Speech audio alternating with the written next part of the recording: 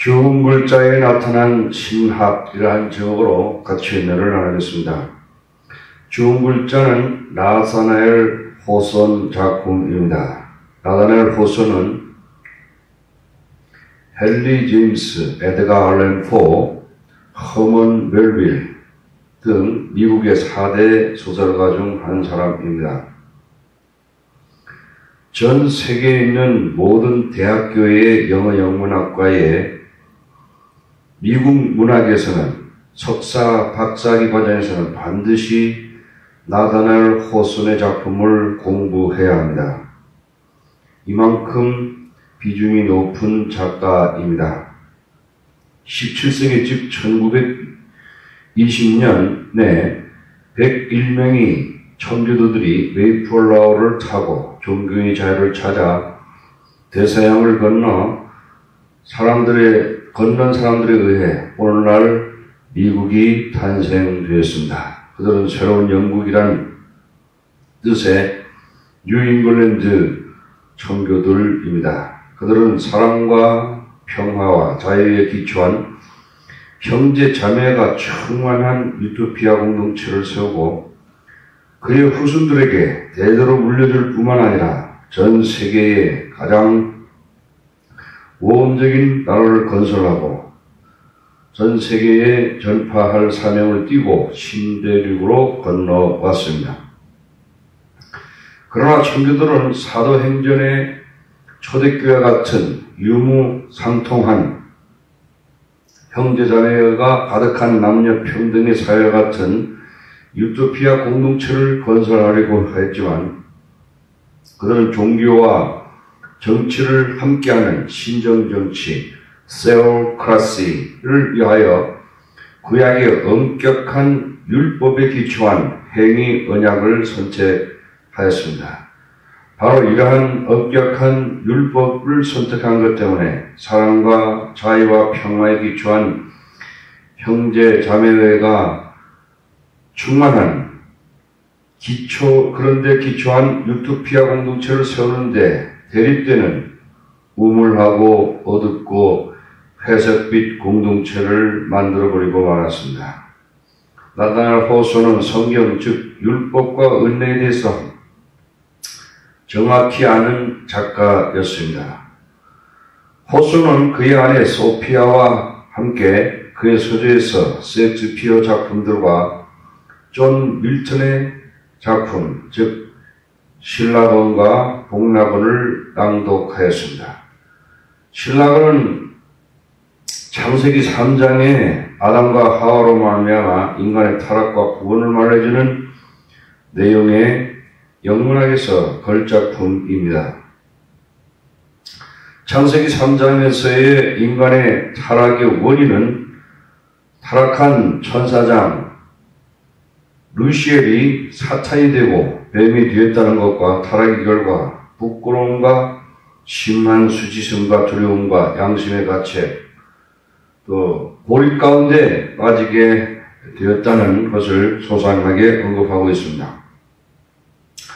호손의 대부분의 작품은 에덴 동산에서 아담이 타락하여 에덴 동산에서 추방되고 방황하는 것을 묘사하고 있습니다. 아담은 뱀과 이브의 유혹으로 선과 악의 나무의 실과를 먹고 낙원인 에덴 동산에서 추방되어서 방황하고 숲속에서 부끄러움과 수치심과 양심의 가책, 두려움과 불안 그리고 고통 속에서 고립되어 갈등하고 하나님과 이웃과의 철저한 고립 가운데 자신의 내부 속에 있는 악과 직면하게 되고 신과 사랑과의 자석 같은 사랑의 관계를 갈구하고 있습니다. 대부분의 호손의 주인공들은 아담과 같은 주인공이 에덴 동산에서 순수의 세계인 상태로 있다가 경험의 세계, 어둠의 세계인 경험의 세계로 떨어져서 자신이 벌거벗은 상태를 발견하고 굉장한 충격을 받게 되고 수치심과 양심의 죄책감, 두려움과 불안, 고통과 갈등과 고립 속에서 자신의 내면에 있는 악과 직면한 후에 방황하게 되는 내용들입니다. 복나고는 예수의 십자가 부활을 통해서 죄 용서함을 받고 수치심, 양심의 가책, 두려움, 심한 고립이 치료받게 됩니다.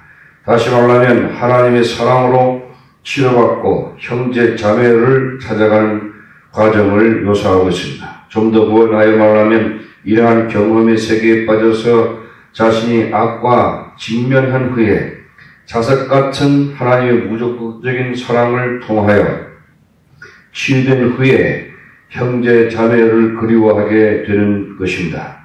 신의 하나님의 무조건적인 사랑으로 치유될 수 있고 그 후에 이 사람은 정상적인 사회생활을 통해서 인류의 복지와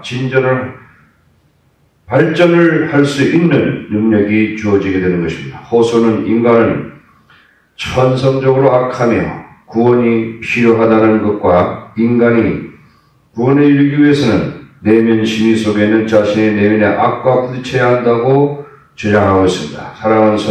사람은 선천적으로 악하며 구원을 필요로 한다는 점에서 청교주의의 존 칼빈의 원죄, 전적 타락성을 수용하고 있습니다.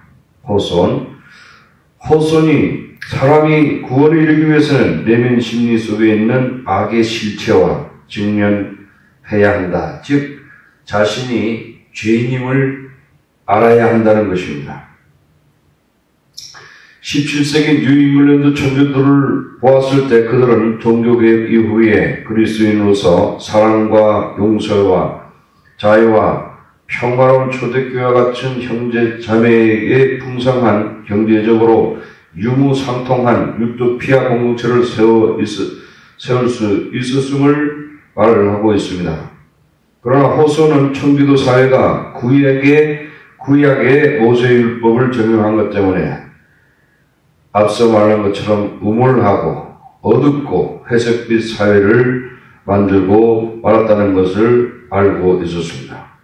주홍글자의 경우 율법에 의하면 가난한 자는 사형, 레위기 20장 10절에 이라고 주장하고 어들터리, 즉 간통의 첫자인 이니셜인 A자를 빨간색으로 주홍색으로 달 가슴에 달도록 하여 부끄러움과 깊은 수치심과 양심의 가책을 느끼도록 하였습니다. 신약의 언약은 예수님도 나도 너를 정죄하지 아니한다. 요한복음 8장 11절에 가늠한 여자에게 말했습니다. 그러므로 율법과 은혜는 완전히 대립되고 정반대의 사상이 되는 것입니다. 요한복음 8장에 율법사들과 바리새인들과 서기관들이 간음하다가 현장에서 붙들린 여자를 데리고 왔습니다. 모세의 율법에 하면 이 여자는 돌로 치라고 하는데 당신은 어떻게 말합니까? 하고 예수님께 시험하였습니다. 예수님은 죄 없는 자가 먼저 돌로 치라 할 때 한 사람씩 그들이 다 물러가고 그 여자만 남긴 것을 보면서 예수님은 나도 너를 정죄하지 아니한다고 말하였습니다. 프린스턴 신학교의 이상현 주직신학 교수는 율법과 은혜라는 강의에서 아버지여 이 여인의 간음죄를 제가 십자가에서 죽어서 이 여인의 죄를 제가 책임지겠습니다 하고 예수님이 땅에다 썼다고 말하고 있습니다. 어거스틴은 십계명을 썼다고 말하고 있습니다. 주님은 십자가에서 내가 다 이루었다 하시고 우리의 죄 문제를 다 해결하고 용서함을 주셨습니다. 마귀에 대해서는 더 이상 예수 믿는 자에게 더 이상 죄인이라고 참수하지 말라고 선포하는 것입니다. 예수님은 그곳 분위기를 감정에서 이성으로 바꾸었습니다. 요한복음 8장 7절에 너희 중에 죄 없는 자가 먼저 돌로 치라 하시고 다시 몸을 웃겨 손가락으로 땅에 쓰시니 예수님은 율법은 하나님의 절대적인 진리인 것을 아셨습니다. 그리고 하나님만이 오직 판단할 수 있다는 것을 인정하였습니다. 요한복음 16장에 보면 죄에 대하여는 저희가 나를 믿지 아니하며 라고 말하고 있습니다. 즉 요한복음에 의하면 예수 믿지 아니하는 것이 가장 큰 죄입니다. 지옥에 갈 죄가 무엇이냐? 믿지 아니하는 것이 가장 큰 죄입니다. 예수 믿은 후에 범죄는 뭐냐? 그것은 허물입니다. 그것은 요한일서 1장 9절에 있는 것처럼 만일 우리가 우리 죄를 자백하면 저는 미쁘시고 의로우사 모든 죄에서 우리를 깨끗하게 하실 것이요. 요한일서 1장 7절에 그 아들 예수의 피가 우리를 모든 죄에서 깨끗게 하실 것이요 라고 말씀하고 있습니다. 허물입니다. 가장 큰 죄, 지옥 갈 죄가 바로 예수 믿지 아니한 죄입니다. 요한복음 8장 9절에 그들이 이 말씀을 듣고 양심의 가책을 느끼어 어른으로 시작하여 젊은이까지 하나씩 나가고 오직 예수와 그 가운데 섰는 여자만 남았더라. 그래서 예수님은 나도 너를 정죄하지 아니한다고 말했습니다. 죄는 모든 사람들의 보편적인 문제입니다. 죄 없는 사람은 한 사람도 없습니다. 오직 예수님 외에 모든 사람이 다 죄인입니다.